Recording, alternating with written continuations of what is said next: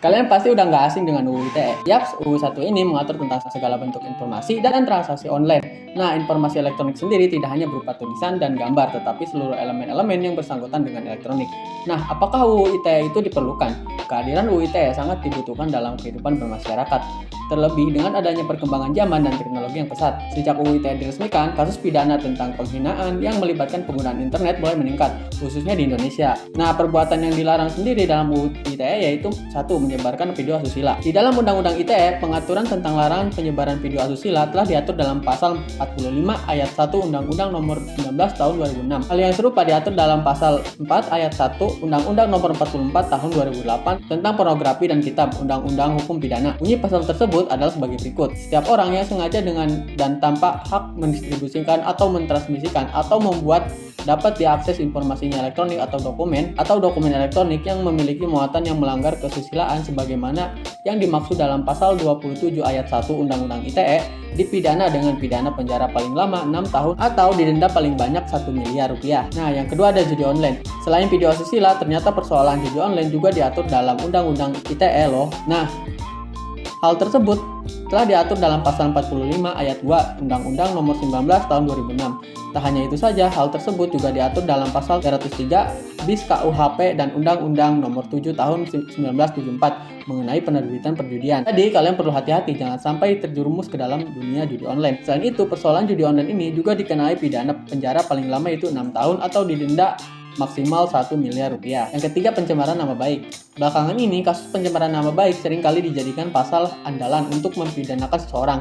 Namun, apakah kalian tahu bahwa muatan penghinaan ataupun pencemaran nama baik juga diatur dalam Undang-Undang ITE dan juga bisa dikenai sanksi pidana. Peraturan tersebut telah diatur dalam pasal 45 ayat 3 Undang-Undang Nomor 19 Tahun 2006 yang berbunyi sebagai berikut. Setiap orang yang dengan sengaja dan tanpa hak mendistribusikan dan atau mentransmisikan dan atau membuat dapat diaksesnya informasi elektronik dan atau dokumen elektronik yang memiliki muatan penghinaan dan atau pencemaran nama baik sebagaimana yang dimaksud dalam pasal 27 ayat 3 dipidana dengan pidana penjara paling lama 4 tahun dan atau denda paling banyak 750 juta rupiah. Ujaran kebencian. Sejarah Indonesia telah memberikan pelajaran kepada masyarakat mengenai perpecahan yang terjadi karena peperangan antara suku ataupun masyarakat tertentu. Tidak ingin kejadian tersebut terulang kembali, maka pihak pemerintah membuat peraturan mengenai larangan menyebarkan ujaran kebencian berbasis sara melalui pasal 45A ayat 2 Undang-Undang Nomor 19 Tahun 2006. Yang keenam ada teror online. Aksi teror online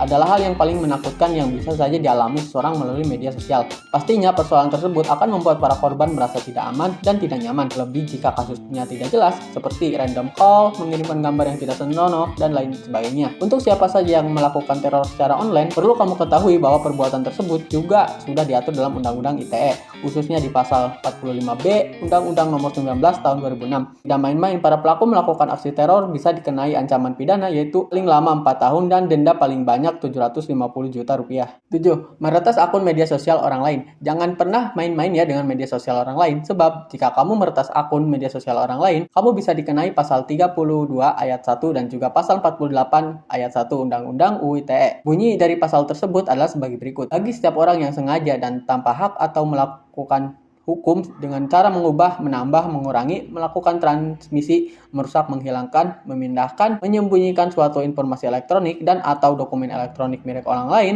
atau milik publik, dipidana dengan penjara paling lama 8 tahun atau denda paling banyak 2 miliar rupiah. 8. Menyebarkan bohong atau hoax. Hati-hati ya, sebab untuk siapa saja dengan sengaja menyebarkan berita bohong atau hoax akan dikenai pasal 45A ayat 1 Undang-Undang ITE. Bunyi pasal tersebut adalah sebagai berikut. Setiap orang yang dengan sengaja tanpa hak menyebarkan berita bohong dan menyesatkan yang mengakibatkan kerugian konsumen dalam transaksi online sebagaimana yang dimaksud dalam pasal 28 ayat 1 dipidana dengan pidana penjara paling lama 6 tahun dan denda paling banyak 1 miliar rupiah. Jadi, kalian harus hati-hati ya dalam menyebarkan berbagai macam informasi di media sosial. Usahakan untuk cek terlebih dahulu melalui sumber yang terpercaya. Nah, UU ITE sendiri berbeda dengan UU penyiaran karena bidang penyiaran diatur dalam spesifik di dalam Undang-Undang Penyiaran.